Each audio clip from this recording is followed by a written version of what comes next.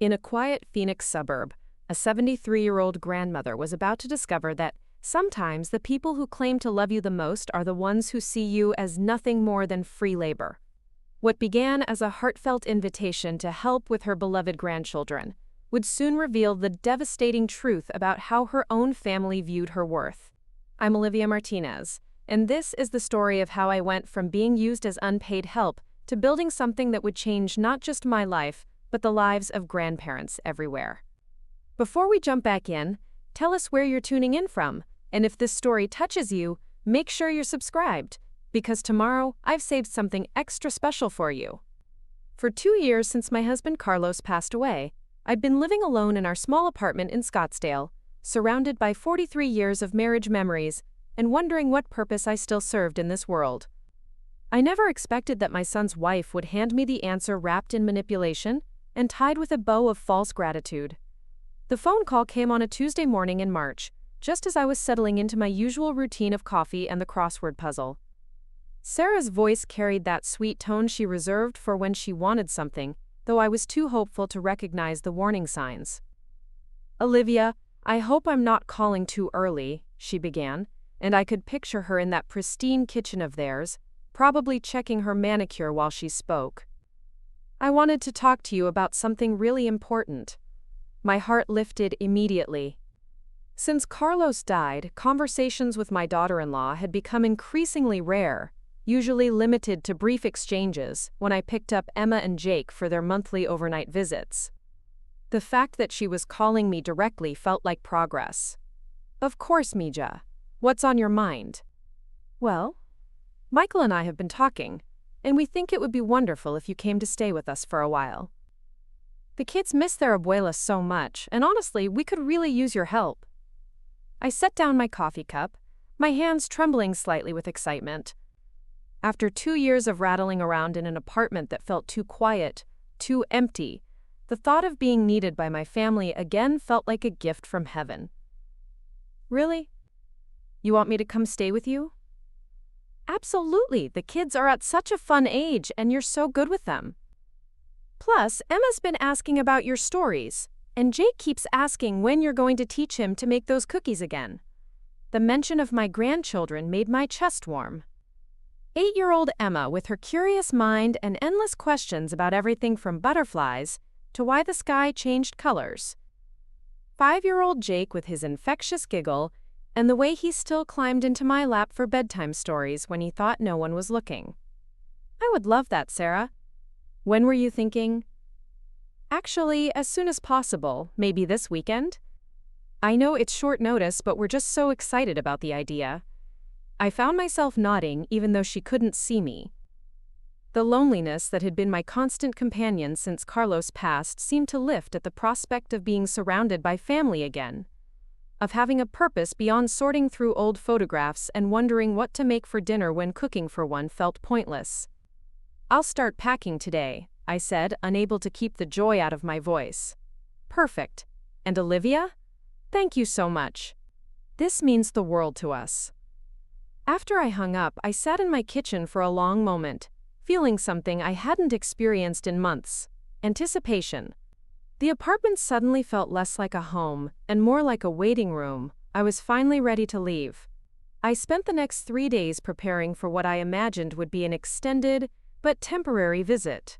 I packed my favorite books, the photo albums I'd been meaning to show the kids, and enough clothes for what I assumed would be a few weeks, maybe a month if things went well.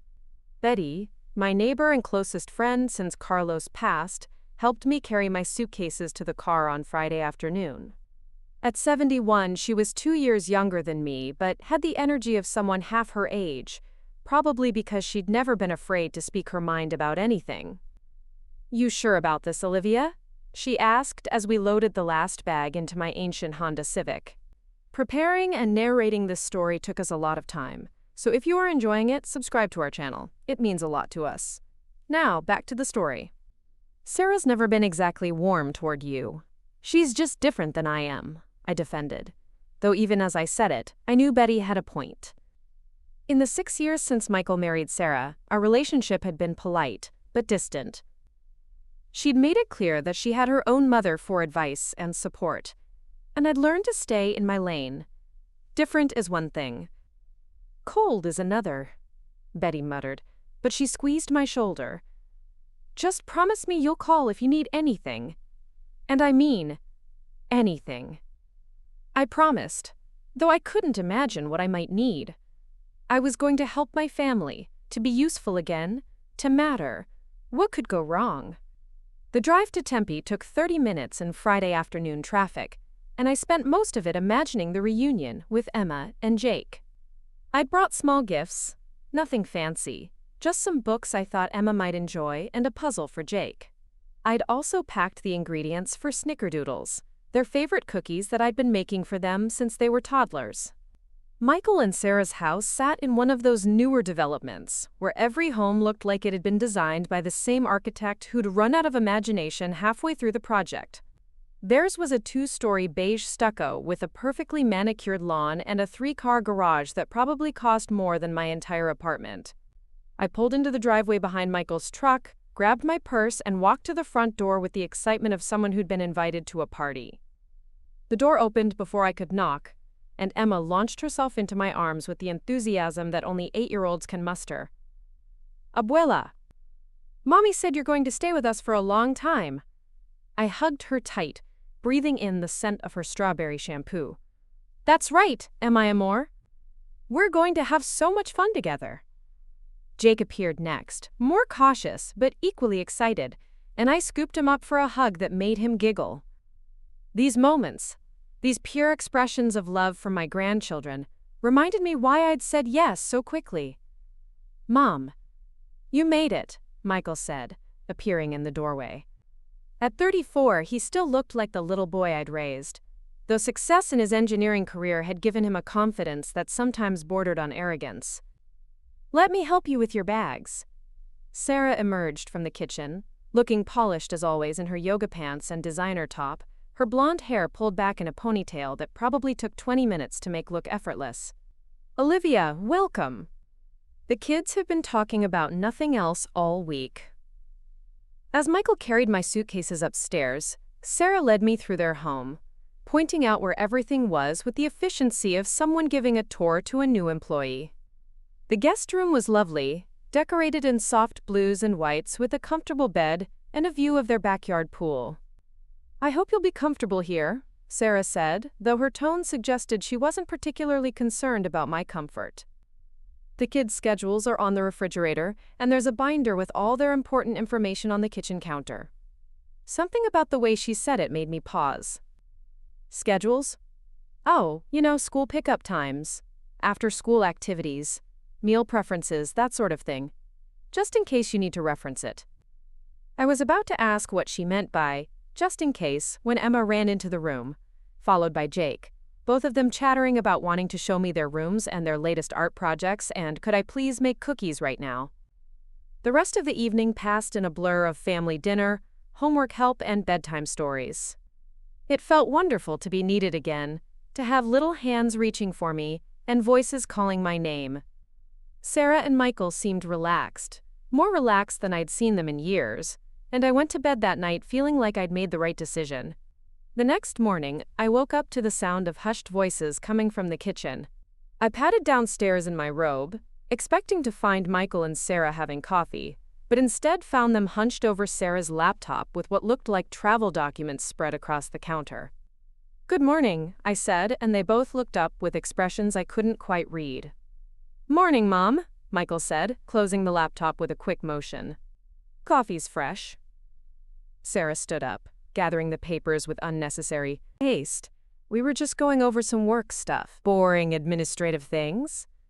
I poured myself coffee and joined them at the counter, noticing the way they exchanged a look that seemed to carry some sort of message. Anything I can help with? Actually, Sarah said, her voice taking on that same sweet tone from the phone call. We wanted to talk to you about something. Michael's company is sending him to a conference in Denver next week, and I thought I might tag along, make it a little getaway for us. That sounds nice, I said, though I was already wondering what this meant for my visit. The thing is, we were hoping you might be able to stay with Emma and Jake while we're gone. Just for a few days. Relief flooded through me.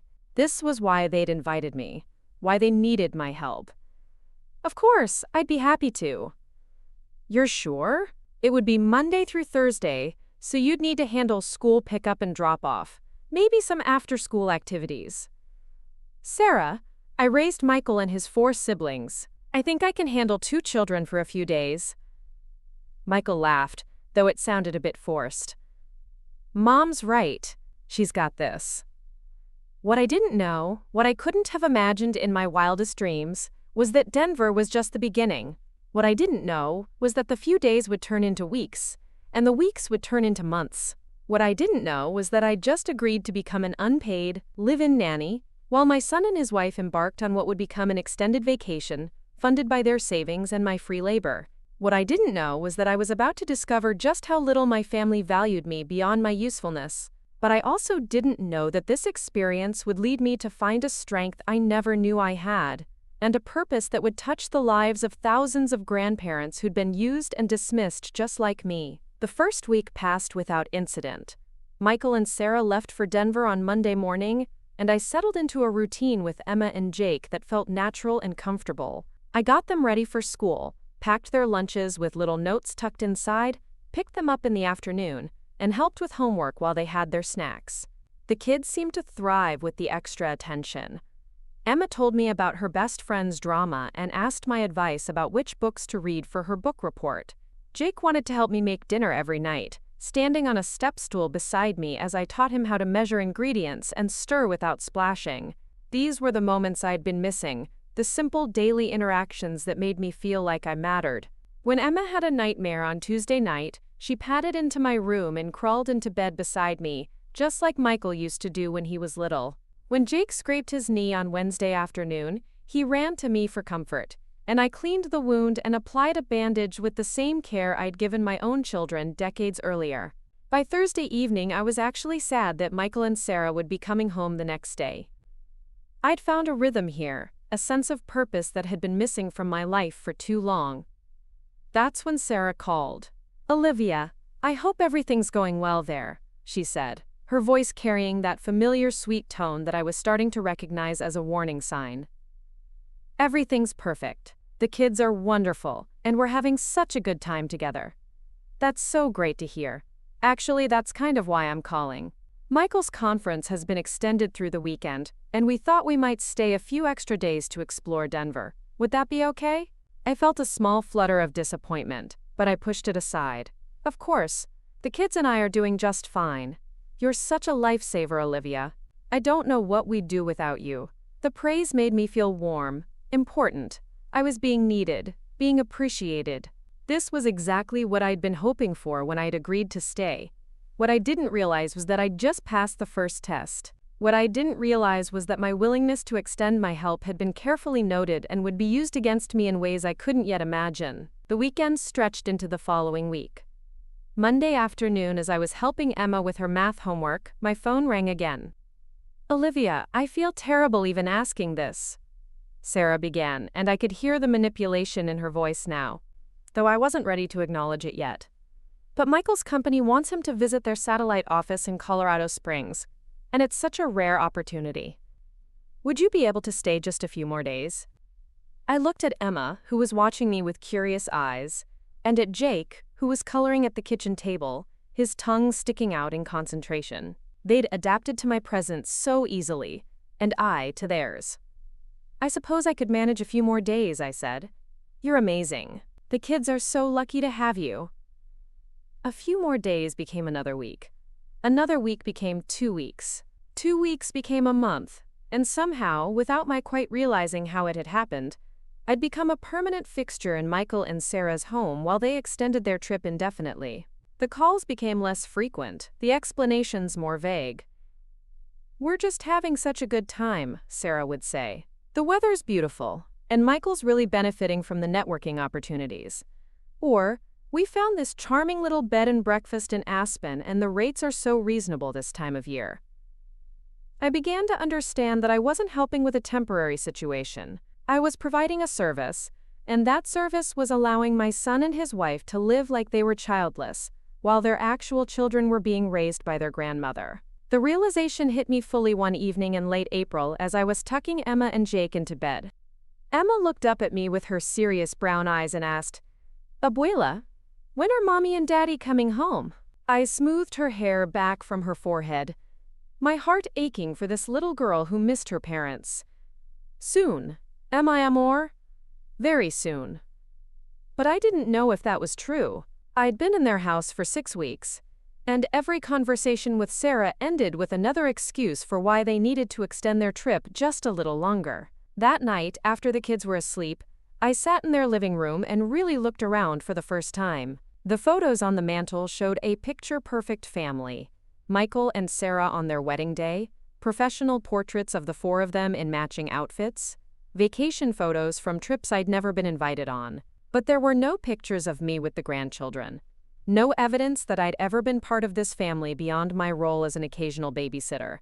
I walked to the kitchen and opened the binder Sarah had left for me, the one with all the children's information. For the first time, I read through it carefully, and what I found made my stomach turn. It wasn't just a list of schedules and preferences. It was a comprehensive guide to childcare, complete with detailed instructions for everything from bath time routines to disciplinary strategies. It was the kind of document you'd leave for a hired nanny, not a grandmother who was doing you a favor. At the bottom of the last page, in Sarah's neat handwriting, were the words, "Emergency contact. Betty Rodriguez, neighbor, 602-555-50147.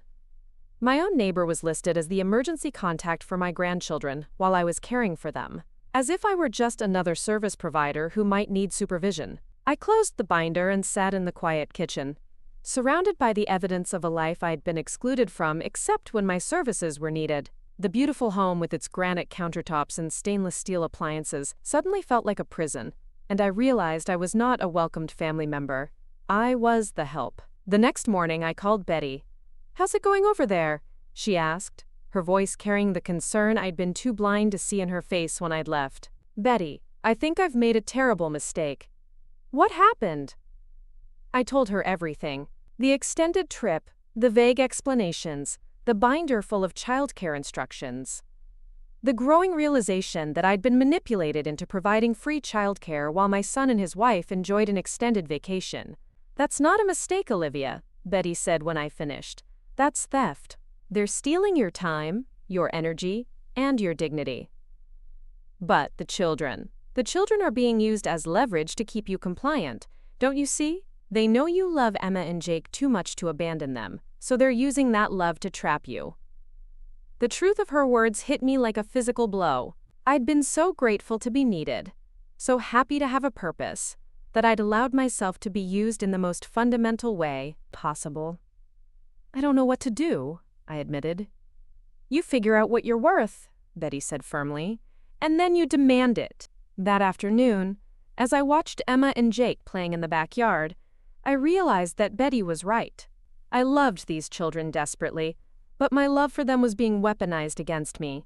I was being taken advantage of by people who should have valued me for more than my willingness to work for free.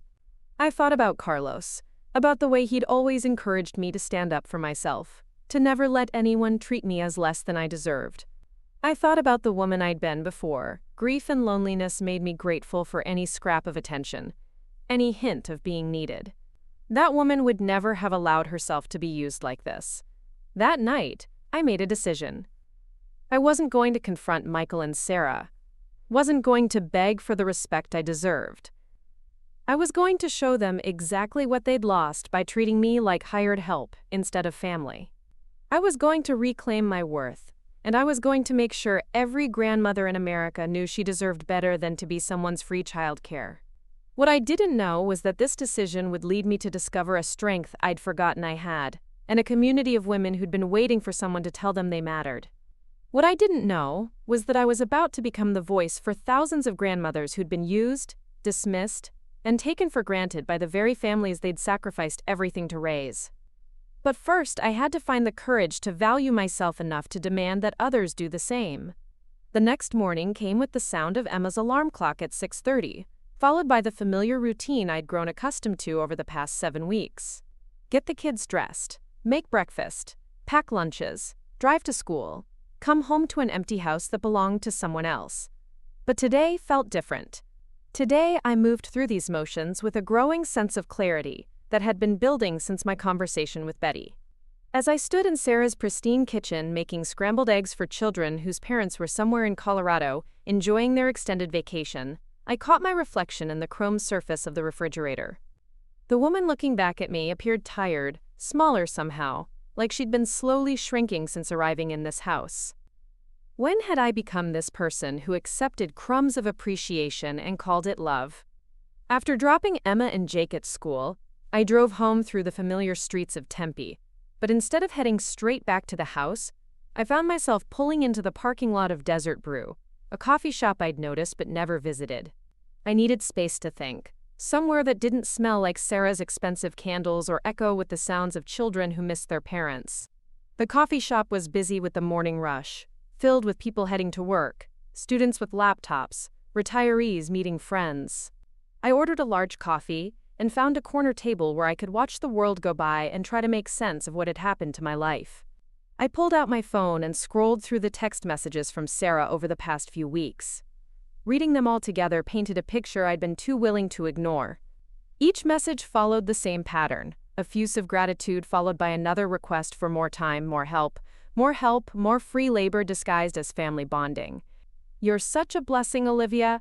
Could you possibly stay just a few more days? The kids are so happy with you there. Michael's opportunities here are incredible. I hope you don't mind, but we've decided to extend our stay. You're doing such an amazing job." Not once had she asked how I was doing. Not once had she inquired about my own needs, my own life, my own plans. I'd been reduced to a function, a service provider, whose personal well-being was irrelevant as long as the children were cared for. I thought about my apartment in Scottsdale, sitting empty except for the occasional check from Betty. I thought about the library volunteer position I'd held for 3 years, the book club I'd belonged to, the neighbors I'd been getting to know. I'd abandoned an entire life because I'd been so grateful to feel needed that I'd confused being used with being valued. The realization settled over me like a cold blanket. I'd been manipulated, plain and simple. Sarah had identified my loneliness, my desperation to feel useful, and had exploited it with surgical precision. The invitation to stay hadn't been about family bonding or helping with the children. It had been about securing free childcare so she and Michael could live like they were 25 and childless instead of 30-something parents with responsibilities. I was startled out of my thoughts by a voice beside my table. "Excuse me, are you all right? You look like you might need a friend." I looked up to see a woman about my age with silver hair and kind eyes, holding a coffee cup and wearing a concerned expression. She was dressed in jeans and a colorful sweater, and something about her reminded me of Betty, that same direct but caring energy. "I'm fine," I said automatically, then realized I wasn't fine at all. "Actually, no, I'm not fine." She gestured to the empty chair across from me. "Mind if I sit? I'm Margaret, and I'm an excellent listener." Something about her warmth made me nod, and she settled into the chair with the ease of someone comfortable in her own skin. "I come here every morning for the past 2 years," she said. "I've never seen you look so troubled. Sometimes talking to a stranger helps more than talking to people who know your whole story." Maybe it was the kindness in her voice, or maybe it was the fact that I'd been holding everything inside for weeks, but I found myself telling Margaret everything. The loneliness after Carlos died, the invitation from Sarah, the gradual realization that I'd been turned into unpaid help, the growing understanding that I'd been manipulated and used. Margaret listened without interrupting, occasionally nodding or making small sounds of understanding. When I finished, she sat quietly for a moment, then leaned forward with an expression that reminded me of a teacher who'd just identified exactly what was wrong with a student's approach to a problem. "How long since you've done something just for yourself?" she asked. The question caught me off guard. "What do you mean?" "I mean something that had nothing to do with taking care of someone else, something that was purely for your own enjoyment or growth or satisfaction." I thought about it, really thought about it, and the answer was depressing. "I honestly can't remember." That's what I thought. Margaret pulled out her phone and showed me a photo of herself standing on what looked like a mountain peak, arms raised in triumph, grinning at the camera. This was taken last month in Sedona. I hiked Cathedral Rock for the first time in my life. 68 years old, and I'd never climbed a mountain. That's amazing, I said, and meant it. 2 years ago, I was exactly where you are now. My daughter and her husband were using me as free childcare while they built their careers. I was so grateful to be needed that I forgot I was a person with my own dreams and desires. I was just grandma, the woman who existed to make everyone else's life easier. Her words hit me like a physical blow because they were so accurate. What changed? I got angry. Really, truly angry. Not at them, initially, but at myself, for allowing it to happen, for being so desperate to be needed that I'd forgotten to ask whether I was valued. Margaret leaned back in her chair, and I could see the strength in her posture, the confidence that came from someone who'd learned to value herself. I realized that if I didn't start living for myself, I'd spend whatever years I had left being everyone else's solution to their problems. So I stopped. Just like that, just like that.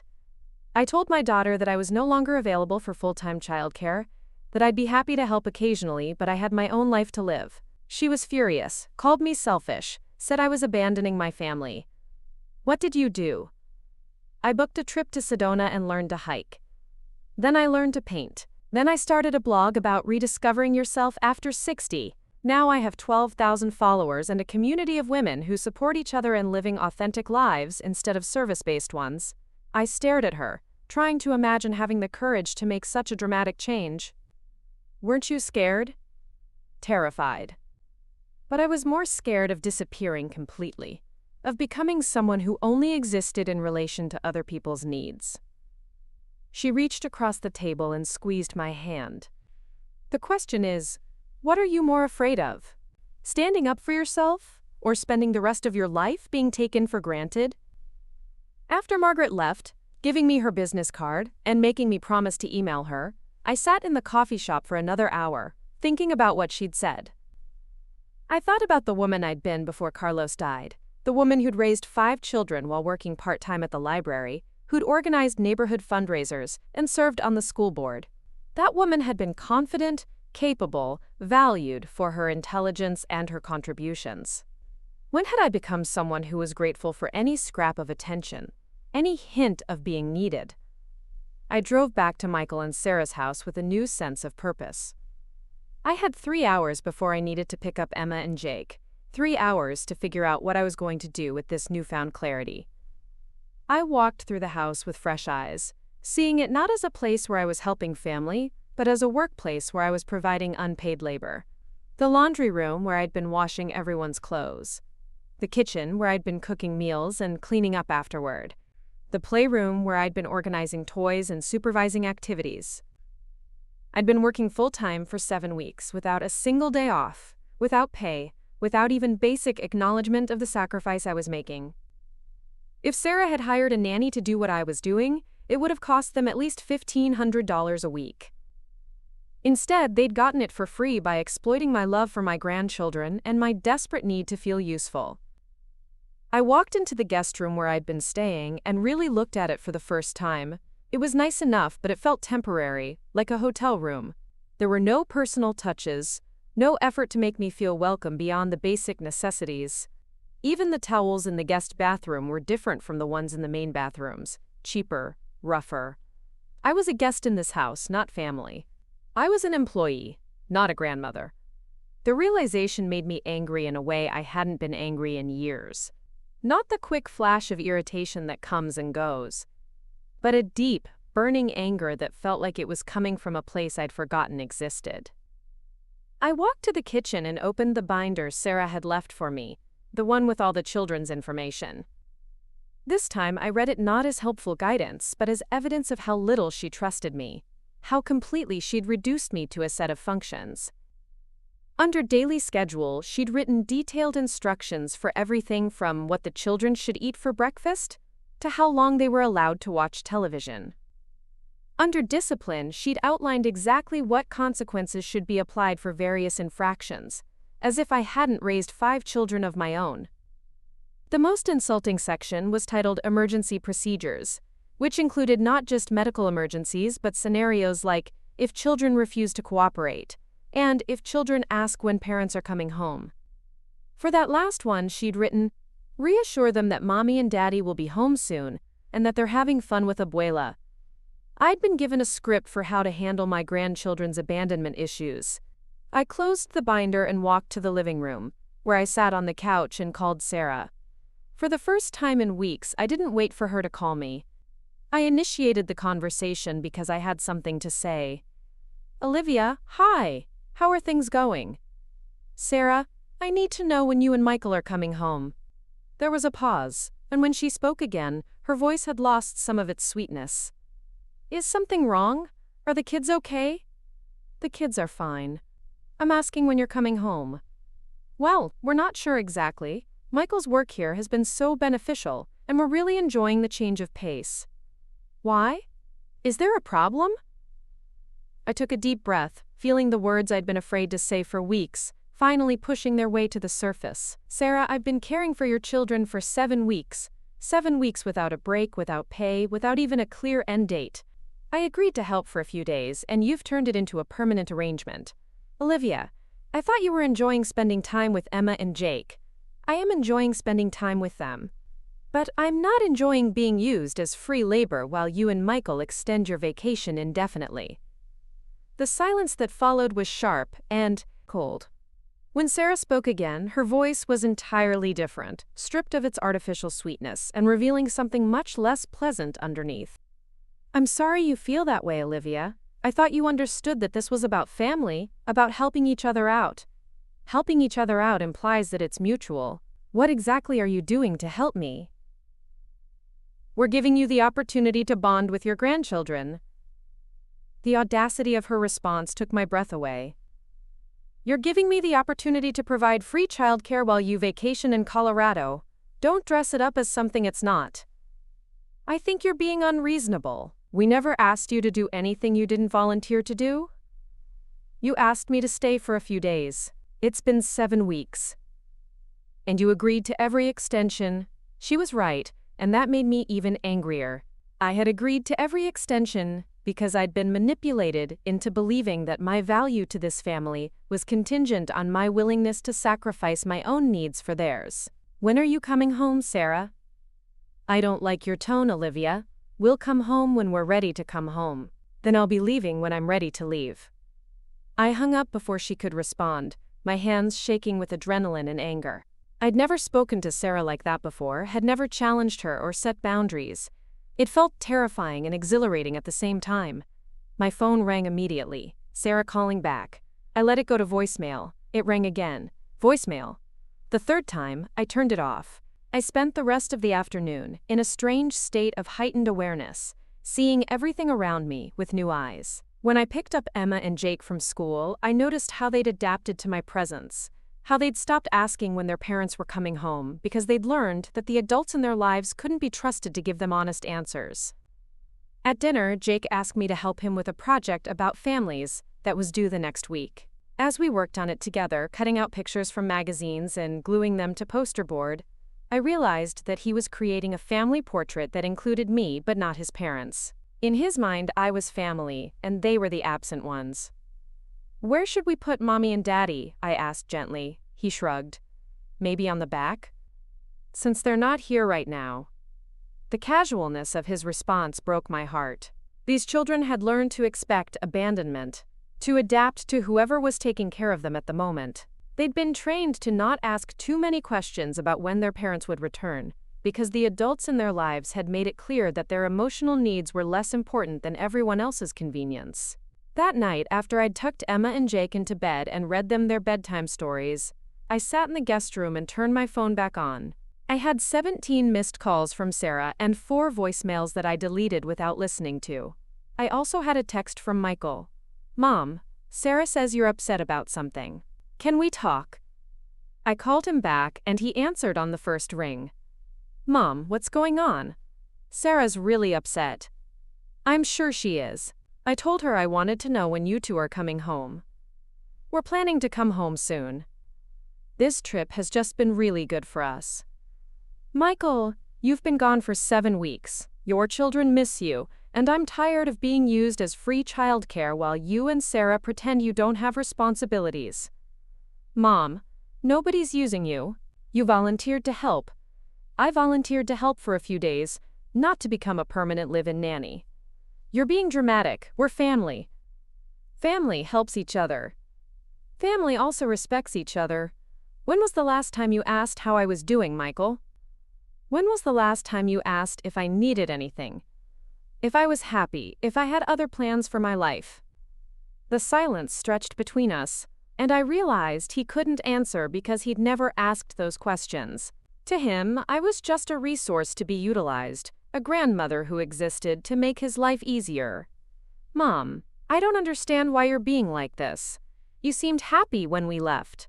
I was happy to help. I wasn't happy to be abandoned with your children while you and Sarah live like you're childless. We're not abandoned. We're working. Working on what? Your marriage, your TANs, your ability to ignore your responsibilities? That's not fair.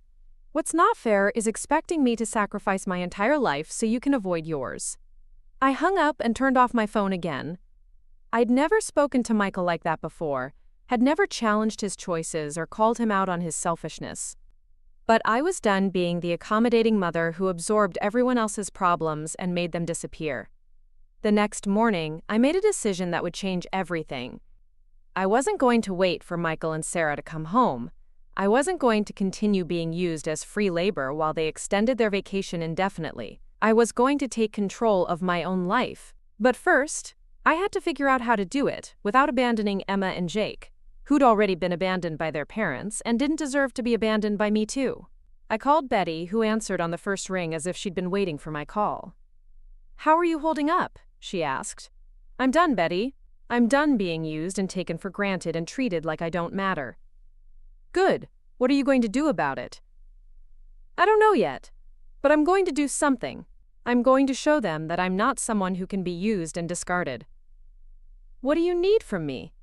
"I need you to remind me that I'm worth more than this. I need you to remind me that I deserve better." "Olivia, you raised 5 children on your own after your husband died.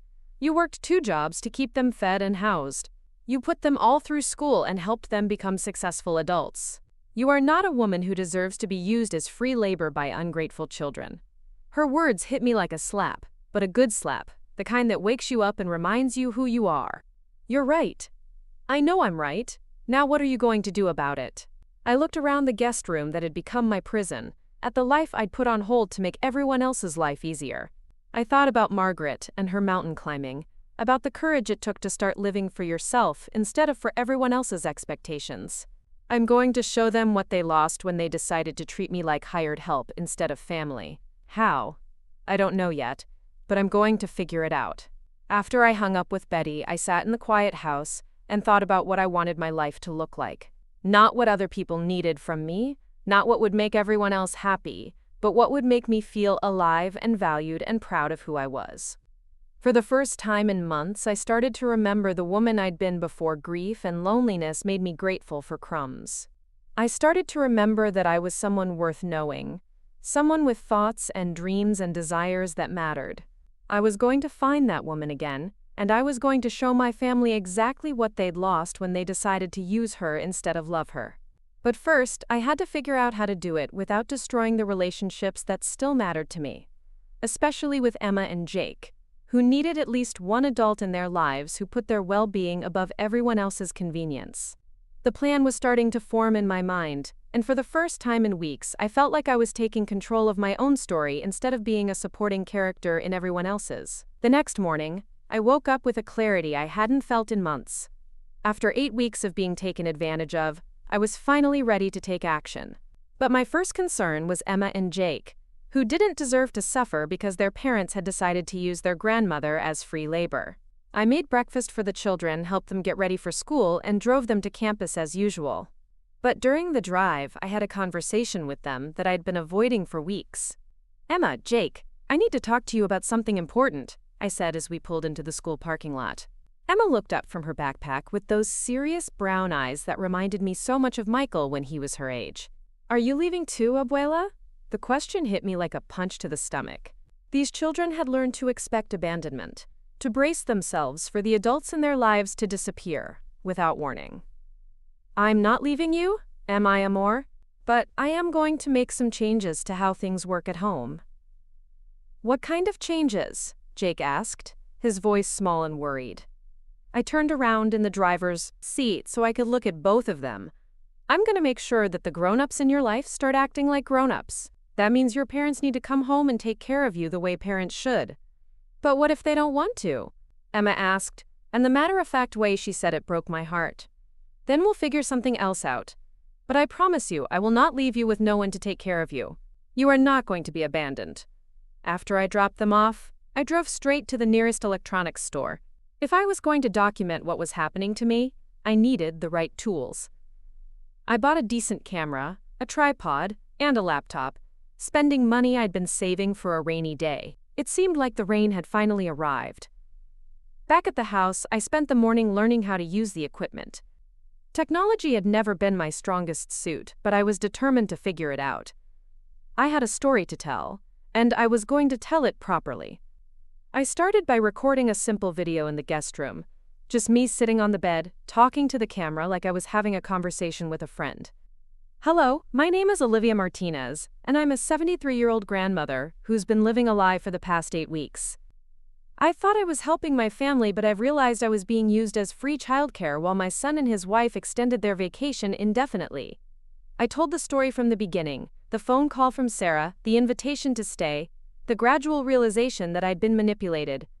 I talked about the binder full of instructions, the emergency contact list that didn't include me, the growing understanding that I was valued only for my labor, not for who I was as a person. I don't know how many grandparents are out there being used the same way I am, I said to the camera. But I want you to know that you deserve better. You deserve to be valued for more than your willingness to sacrifice your own life for everyone else's convenience. It felt strange talking to a camera, but also liberating. For weeks I'd been holding these feelings inside, afraid to voice them because I didn't want to seem ungrateful or difficult. Now I was finally speaking my truth, and it felt powerful. I created a YouTube channel called Grandma's Got Grit and uploaded my first video. I had no idea if anyone would watch it, but that wasn't the point. The point was that I was finally using my voice. Within hours, the video had dozens of views and several comments. Other grandparents sharing their own stories of being used as free childcare. Adult children expressing outrage at how I'd been treated. People sharing their own experiences with family members who took advantage of their generosity. I spent the afternoon reading every comment, responding to as many as I could. I felt like I'd found a community of people who understood what I was going through, who validated my feelings and reminded me that I wasn't being unreasonable. That evening, after Emma and Jake were asleep, I called Margaret from the coffee shop. She answered on the third ring, her voice warm and familiar. Olivia, I've been thinking about you. How are you doing? I started a YouTube channel today. You did what?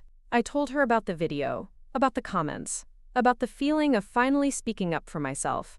She listened with enthusiasm, occasionally making sounds of approval. That's incredible. What's the response been like? People are relating to it. I had no idea how many grandparents are going through similar situations.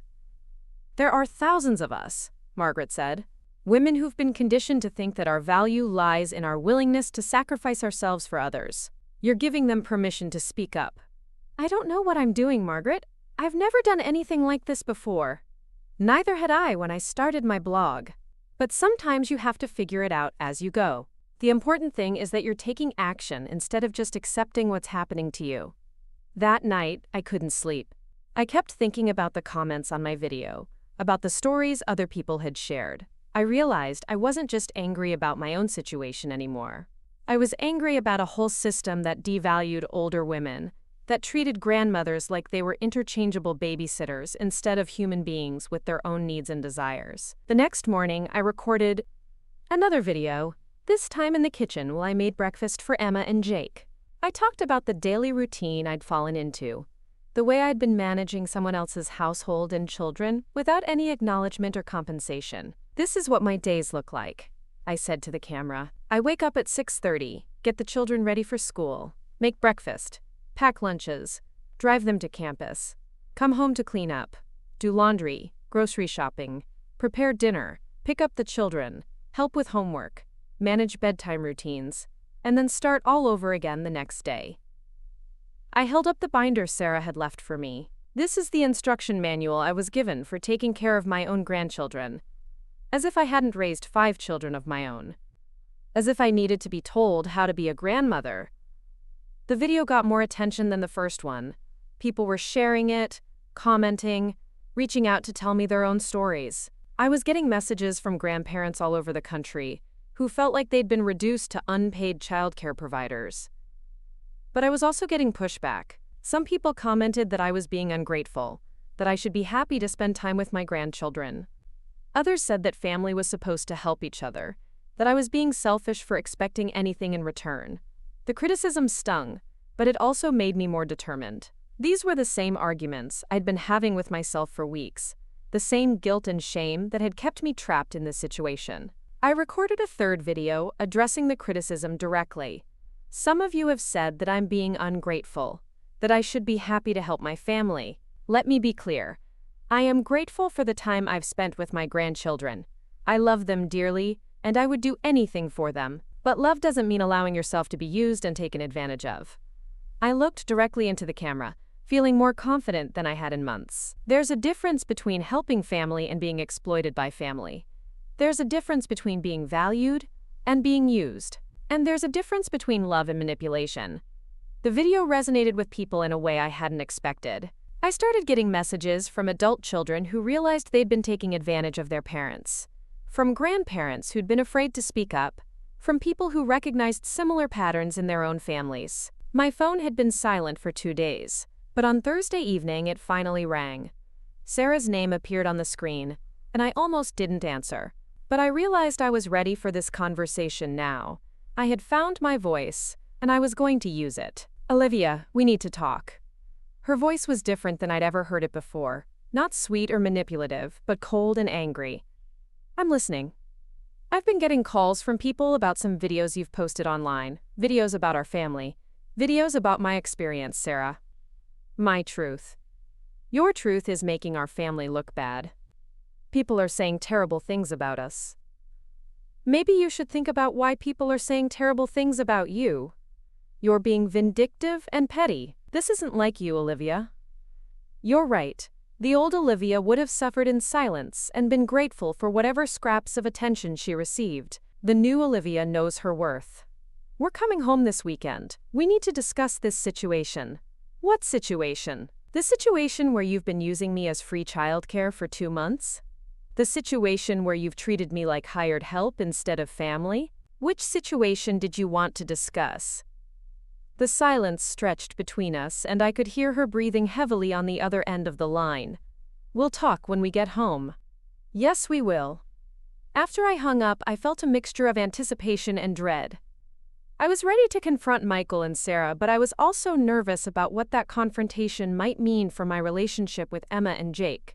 I spent Friday recording another video, this time about the phone call and the fact that my son and daughter-in-law were finally coming home after 2 months of vacation. They're not coming home because they miss their children, I told the camera. They're coming home because they're embarrassed about being called out publicly for their behavior. That tells you everything you need to know about their priorities. The video got hundreds of views within hours. People were invested in my story now, rooting for me to stand up for myself.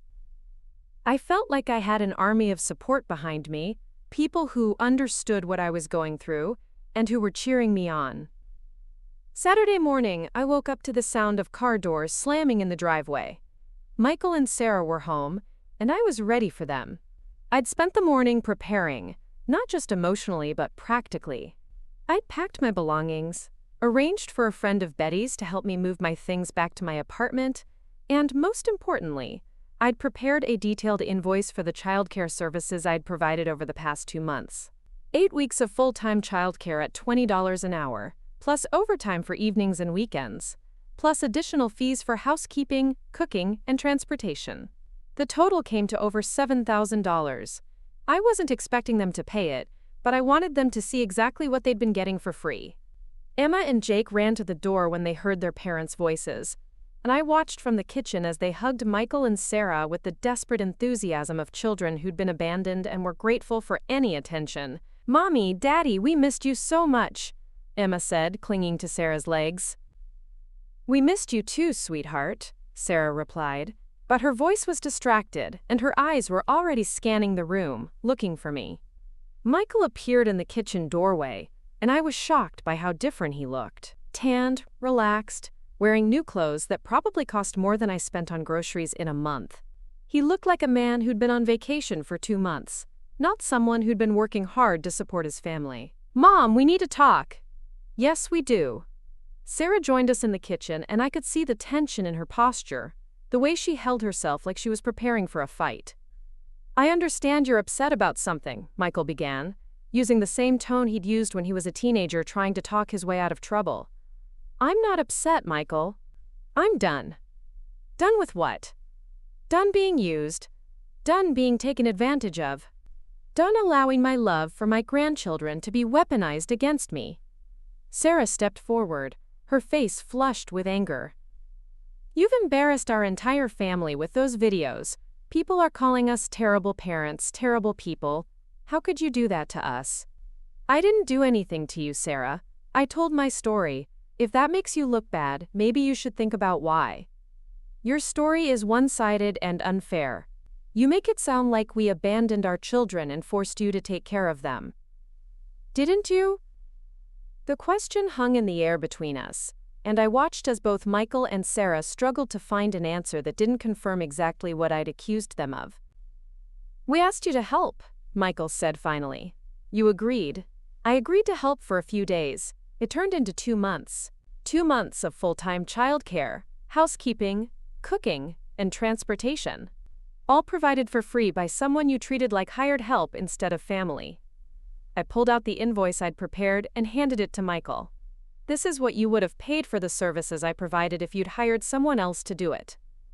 Michael looked at the paper, his face growing pale.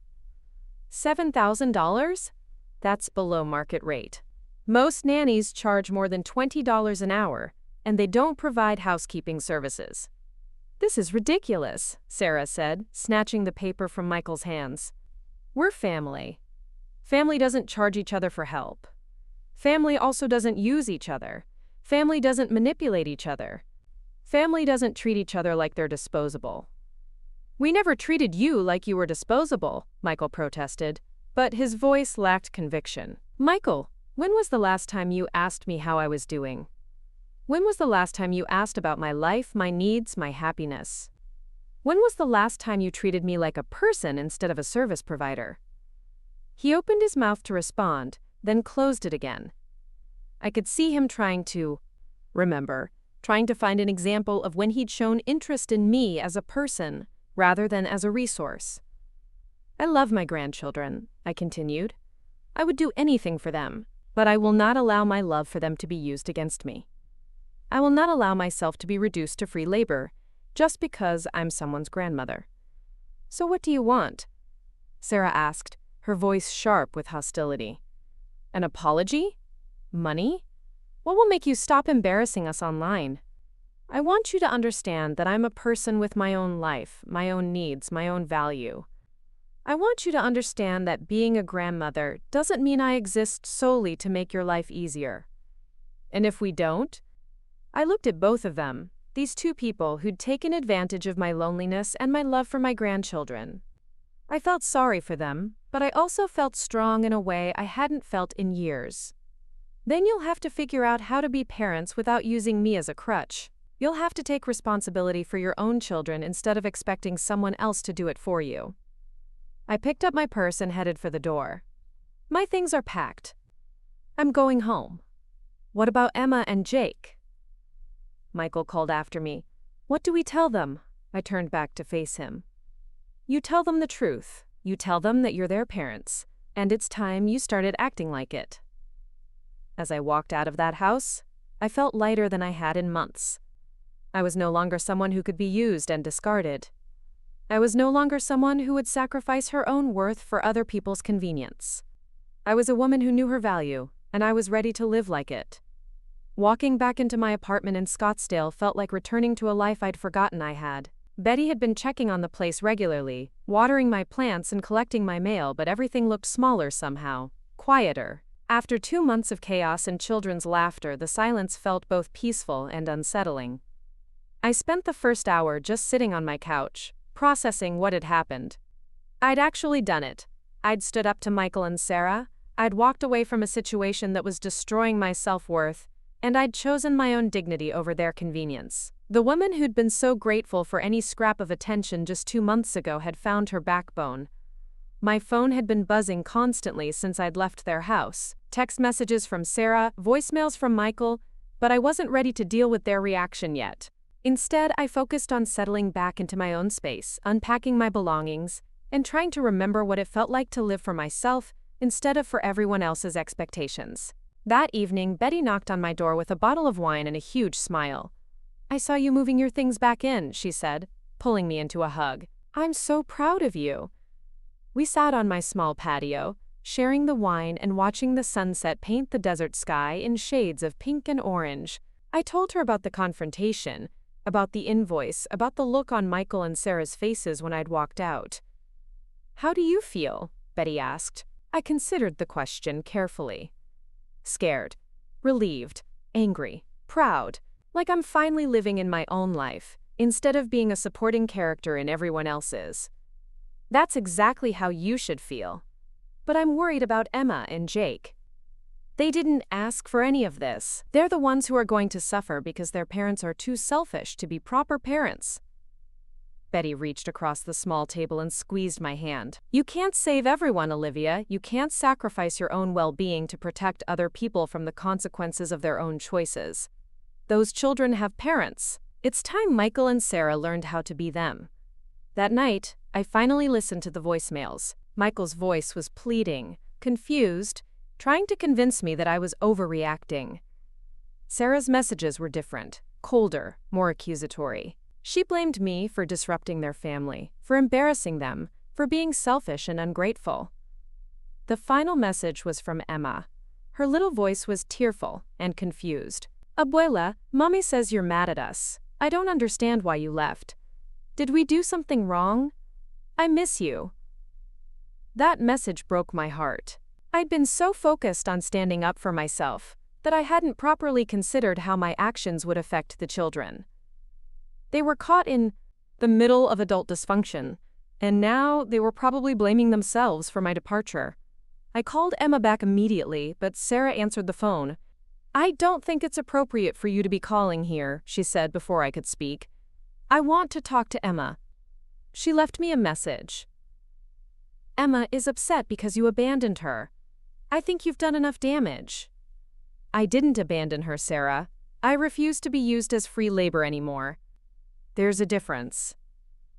You walked out on this family when we needed you most. You created a situation where you needed me by abandoning your own children.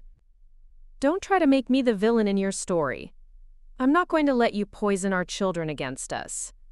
I'm not trying to poison anyone. I'm trying to protect my own mental health and self-worth.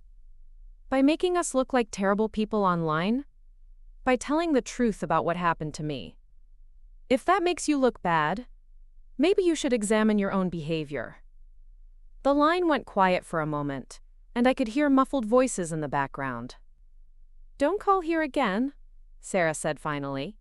"If you want to see Emma and Jake, you can go through the proper channels." "What proper channels?" "They're my grandchildren. They're our children, and we decide who gets to see them." The line went dead, and I sat staring at my phone in disbelief. Sarah was threatening to cut off my access to my grandchildren because I'd refused to continue being exploited.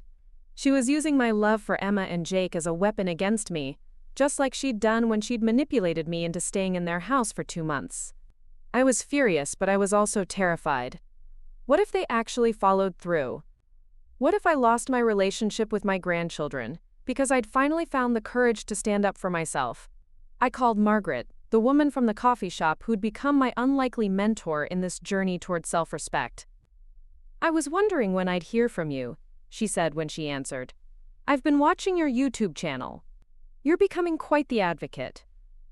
Margaret, I think I've made a terrible mistake. I told her about the confrontation, about Sarah's threats, about Emma's heartbreaking voicemail. Margaret listened without interrupting, occasionally making small sounds of understanding. Do you regret standing up for yourself? She asked when I finished. No, I don't regret that. But I regret not thinking about how it would affect the children. Olivia, you're not responsible for protecting those children from their parents' poor choices. That's not your job. But they're innocent in all this. They didn't ask to be used as leverage. No, they didn't. But they're also learning some important lessons about boundaries and self-respect by watching you. Even if they don't understand it now, someday they'll realize that their grandmother was brave enough to stand up for herself when everyone else was taking advantage of her. What if I never see them again?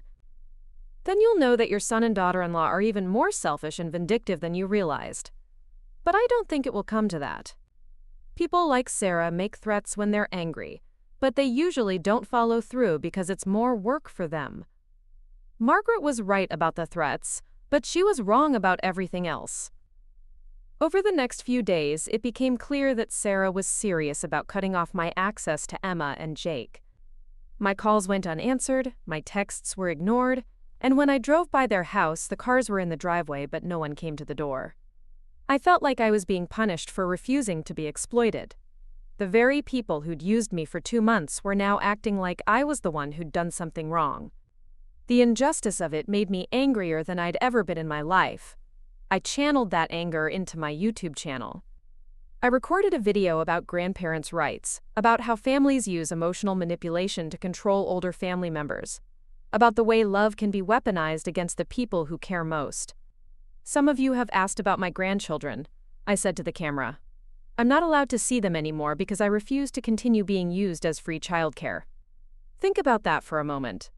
I'm being punished for standing up for myself. I'm being told that if I want to see my grandchildren, I have to accept being exploited. The video went viral in a way that none of my previous videos had. Within hours, I had thousands of views and hundreds of comments. People were sharing their own stories of family manipulation, of being cut off from grandchildren because they'd set boundaries, of being treated like they were disposable by the very people they'd sacrificed everything to raise. Local news stations started reaching out to me. A reporter from Channel 12 wanted to interview me about grandparents' rights. A newspaper columnist wanted to write about my story. I was becoming the face of a movement I'd never intended to start. But the attention also brought unexpected consequences. 3 days after the video went viral, I received a certified letter from a law firm representing Michael and Sarah. They were demanding that I stop making videos about their family, claiming that I was damaging their reputation and causing them emotional distress. The letter was full of legal jargon and threats, but the message was clear: shut up, or we'll sue you. I took the letter to a lawyer Betty had recommended, a woman named Patricia Chen, who specialized in family law. Patricia was about my age, with steel gray hair and the kind of sharp intelligence that made me feel like I was in capable hands. Have you said anything untrue in these videos? She asked after reviewing the letter. No, I've only shared my own experience. Have you shared any private information about the children? I've barely mentioned them except to say that I love them and miss them. Have you encouraged harassment of your son and daughter-in-law? Absolutely not. I've been very careful to focus on my own experience and not attack them personally. Patricia leaned back in her chair and smiled. Then they don't have a case. This is intimidation, pure and simple. They're hoping you'll be scared enough to stop talking. What should I do? Keep talking. What you're doing is important, and you have every right to share your story. Just continue to focus on your own experience and avoid making personal attacks. I left Patricia's office feeling empowered again. Michael and Sarah were trying to silence me, but I wasn't going to let them. I'd found my voice, and I wasn't going to give it up just because they were embarrassed about their own behavior. That evening, I recorded another video, this time about the legal threats I'd received. Some people don't want grandparents to speak up about being used and manipulated, I said to the camera. They want us to suffer in silence, to accept whatever treatment we're given, to be grateful for any scraps of attention or affection. I held up the legal letter. This is what happens when you find your voice. This is what happens when you refuse to be quiet about injustice. But I'm not going to be silenced. I'm going to keep speaking out for every grandmother who's been used as free labor, every grandfather who's been taken advantage of, every older person who's been made to feel like they don't matter. The response was overwhelming. My subscriber count doubled overnight. I started receiving messages from grandparents all over the country, sharing their own stories of exploitation and manipulation. Many of them had been threatened with losing access to their grandchildren if they didn't comply with their adult children's demands. I realized I'd stumbled onto something much bigger than my own personal situation. There was an epidemic of elder abuse happening in families across America, and most of it was invisible because the victims were too ashamed or too scared to speak up. A week later, I received a phone call that changed everything. It was from a producer at a national morning show who wanted to feature my story. They'd been following my videos and wanted to do a segment on grandparents' rights and family exploitation. "We think your story represents something that's happening to thousands of families," the producer said. "We'd like to give you a platform to reach a wider audience." I agreed to the interview, even though the thought of being on national television terrified me. This was bigger than my personal vendetta against Michael and Sarah. This was about giving voice to people who'd been silenced by shame and fear. The night before the interview, I couldn't sleep. I kept thinking about Emma and Jake, about how this media attention might affect them. I thought about Michael and Sarah, about how furious they'd be when they saw me on television talking about their family. But I also thought about all the messages I'd received from other grandparents, about the community of support that had formed around my story. I thought about the woman I'd been 2 months ago, grateful for any scrap of attention, willing to sacrifice her own dignity for the illusion of being needed. That woman was gone. In her place was someone who understood her own worth, who refused to be used or manipulated, who was willing to speak up for others who couldn't speak for themselves. The interview was scheduled for the next morning, and I was ready. I was ready to tell the world that grandparents deserved better than to be treated like free labor. I was ready to challenge the idea that family love meant accepting abuse and exploitation. I was ready to show Michael and Sarah that the woman they'd used and discarded was stronger than they'd ever imagined. But I wasn't prepared for what would happen after the interview aired, or for the phone call that would change everything once again. The morning show interview went better than I could have hoped. The host, Maria Santos, was warm and professional, asking thoughtful questions that allowed me to tell my story without sensationalizing it. I spoke about the manipulation, the gradual realization that I was being used, and the importance of grandparents knowing their worth. "What would you say to other grandparents who might be in similar situations?" Maria asked near the end of the interview. "I'd say that love doesn't require you to sacrifice your dignity," I replied, looking directly into the camera. "Being a grandparent is a privilege, not a job. If your adult children can't appreciate the help you provide, if they take advantage of your love and generosity, then it's time to set boundaries. You matter too." The interview aired on a Tuesday morning, and my phone started ringing before I even made it home from the studio. News outlets wanted follow-up interviews, publishers were interested in a book deal, and advocacy groups wanted me to speak at their events. But the call that mattered most came that evening. It was Emma. "Abuela?" Her voice was small and uncertain. "I saw you on TV today at school," Mrs. Henderson showed us during current events. My heart clenched. "Hi, Emma Amor, how are you?" "I'm confused, Abuela. Mommy and Daddy said you didn't want to see us anymore, but on TV you said you missed us." I felt a surge of anger toward Michael and Sarah for lying to this innocent child. But I kept my voice calm and gentle. "Emma, I miss you and Jake every single day. I love you both so much. Then why don't you come see us?" "Because your parents are angry with me, sweetheart. We had a disagreement about grown-up things, and they've decided I can't visit right now." "But that's not fair. We didn't do anything wrong." "No, you didn't. This isn't about you and Jake at all. This is about grown-ups not knowing how to solve their problems." "Can I come see you? I know where you live." "You can't come by yourself, Emma." "But maybe someday soon we can work something out." "I love you, Abuela. I love you too, M.I. Amor." "More than you'll ever know." After Emma hung up, I sat in my kitchen and cried. Not from sadness, but from a mixture of love, frustration, and determination. These children were being used as pawns in an adult conflict, and that was unacceptable. The next morning, I received a call from Patricia Chen, my lawyer.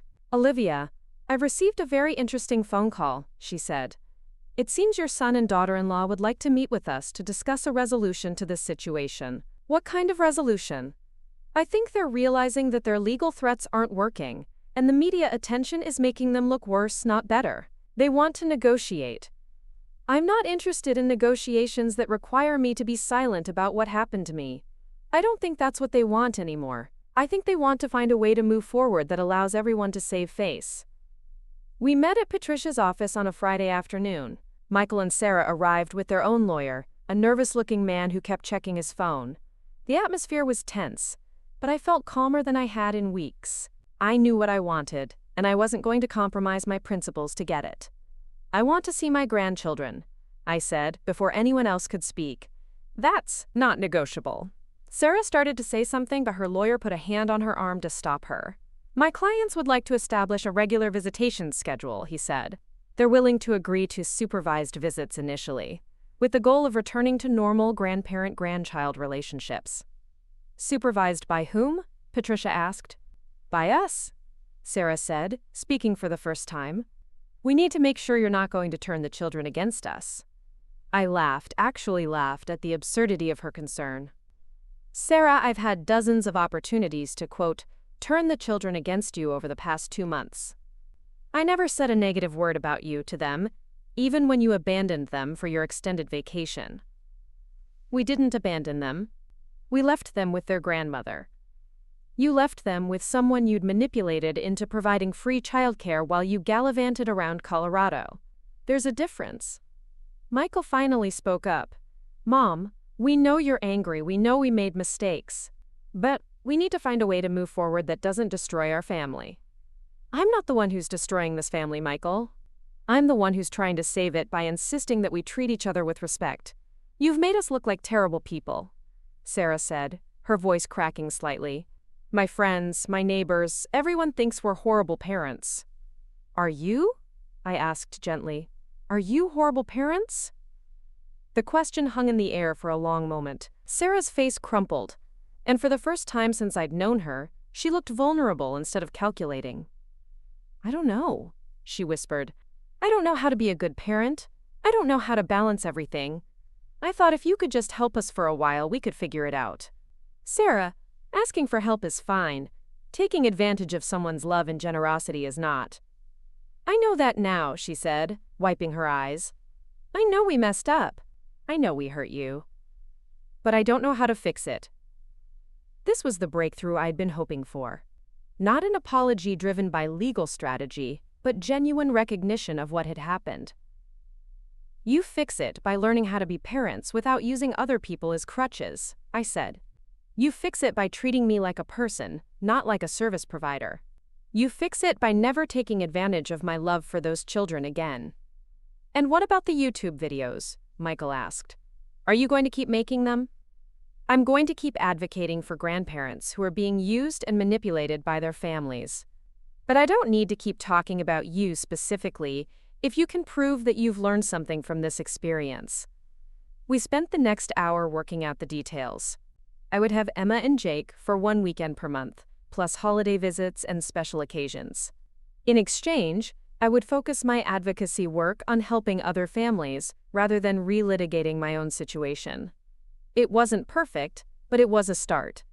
The first weekend visit was awkward.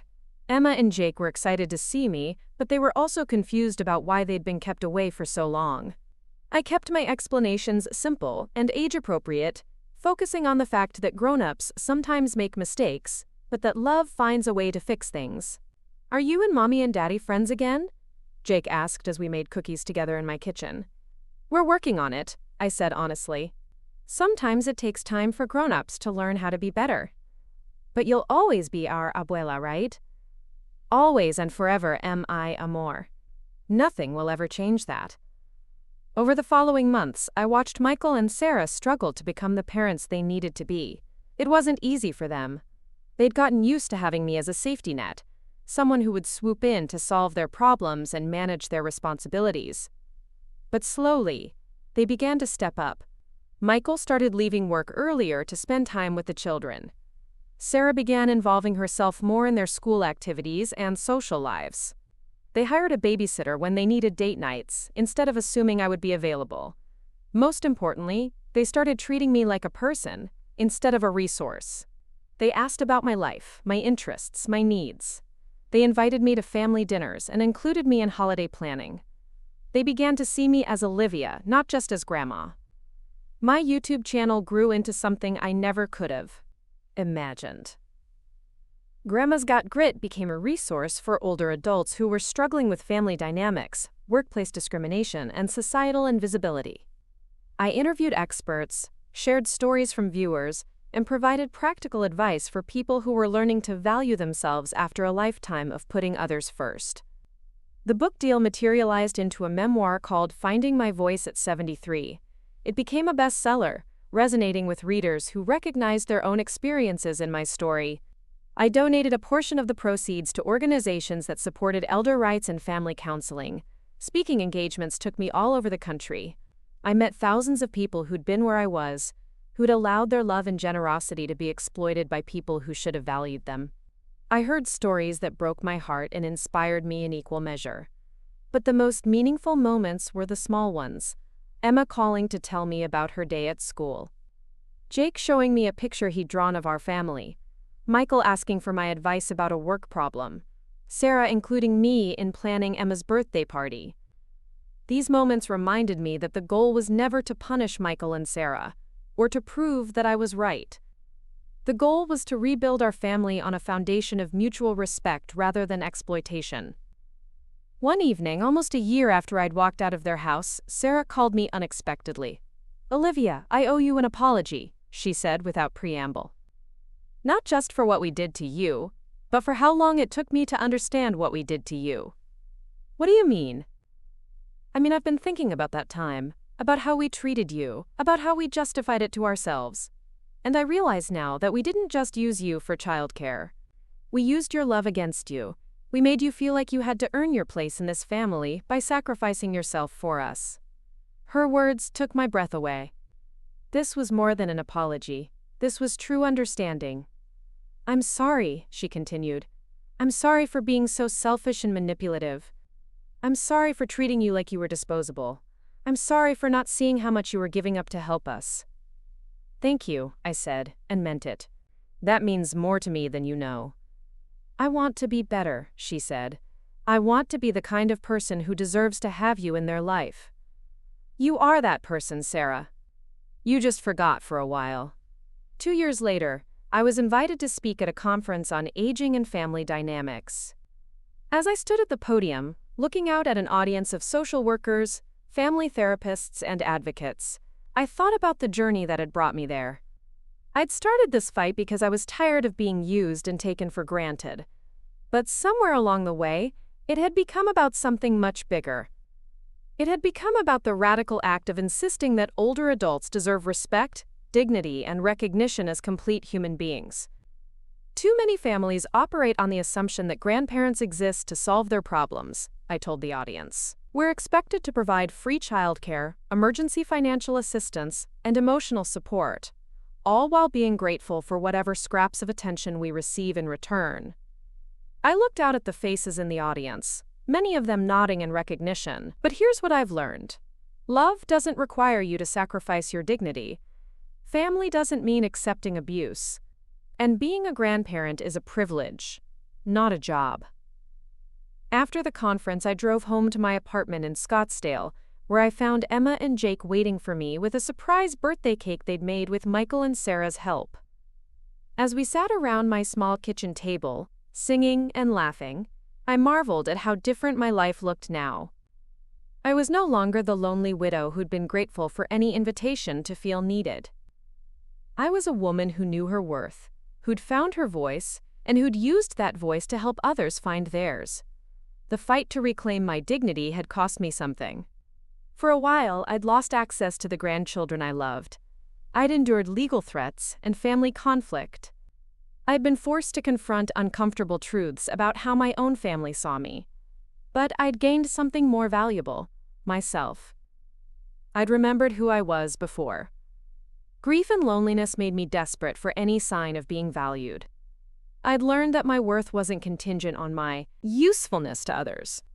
As I watched Emma and Jake argue good-naturedly over who got the bigger piece of cake, I realized that the best gift I could give them wasn't my willingness to sacrifice myself for their convenience. It was my example of a woman who knew her value and insisted that others recognize it too.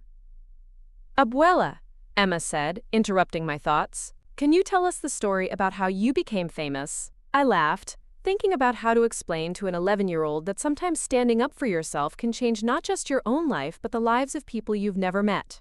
"Well, am I, amor? It all started when I remembered that I'm worth more than being someone's free babysitter." "Were Mommy and Daddy the bad guys in your story?"